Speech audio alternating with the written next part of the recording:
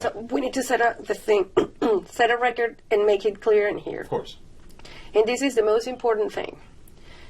100% of the Americans that are against what happened in Venezuela are not coming from experience, okay? Whatever situation you have ever lived in the United States will never ever compare to the famine, persecution, and destruction that we have endured to 26 years. You are upset that a military operation took place because of oil, supposedly. That's what is being said. But nobody said anything while people starving, eating out of the trash.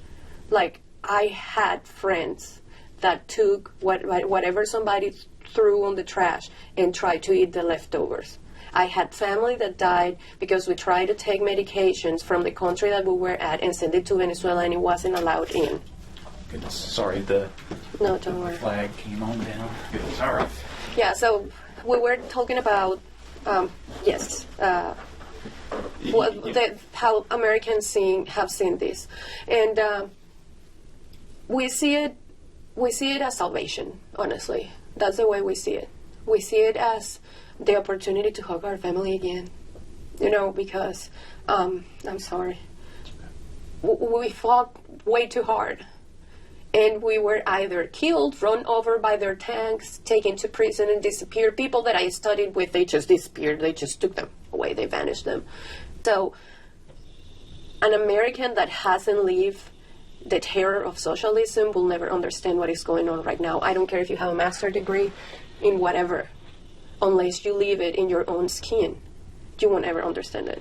And I think it's terribly disrespectful for anybody to tell Venezuela how we should react to that. I think it's terribly disrespectful to the people that have died, saying that Maduro shouldn't be where he is. And Venezuela's oil industry was run by United States, by American companies, by Americans.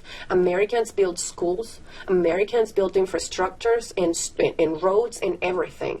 My grandfather worked alongside them. Like, this is not like, oh, America wants the oil of Venezuela. I mean, of course, Russia, Iran, but it's like because all of were so close with the Americans in the 70s that were all the companies in the western part of Venezuela that were running the oil industry and its peak of the best, that we became like one.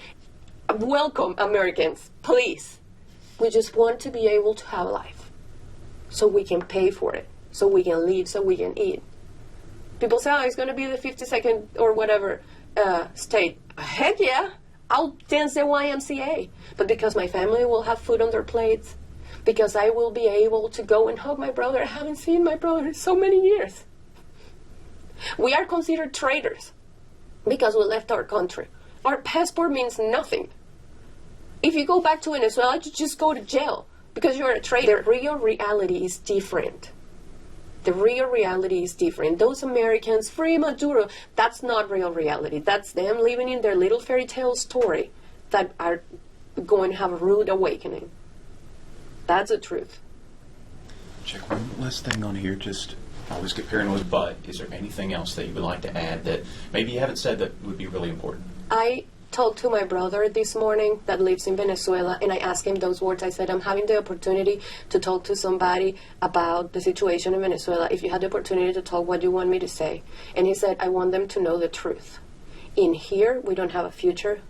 When we work, we don't work for a home. We don't work for a car. We don't work for future plans. I would love to have children, and I can't.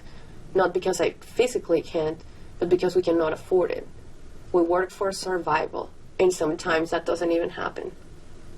So the real reality is, as long as America continues on help, there may be a future. I may be able to go and see my brother again. Hey, it's so strong. I have constant nightmares that I am ripped away from my husband, and I'm sent back at Venezuela, and I'm terrified of what they are going to do with me. And those are nightmares because I love my country, but how can I live in it?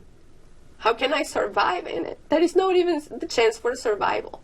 I left my country with just the clothes I was wearing and a little bit of diapers and milk that I had left. Don't you dare telling me that this is not a reason for celebration. when I walked into Walmart and I saw so many options to eat, I couldn't believe myself. Our reality is different. We want to live. And you guys have everything in this country, more than you could ever imagine. And I just wish that you could love it a little bit more and respect it a little bit more. Because if I had to give my life for America, I would. Because my family, I can have dreams and hopes and plans of a future, dreaming of a home, of a car, and all these silly things. Because of the United States. And there will be a day that as a family I'm going to go and hug them all again. And we're going to say that we make it. And that's because real men in uniform went and took that man away. And that is the truth. I'm so sorry. No, it's okay. Here, let me, Free President Maduro! La lucha sigue!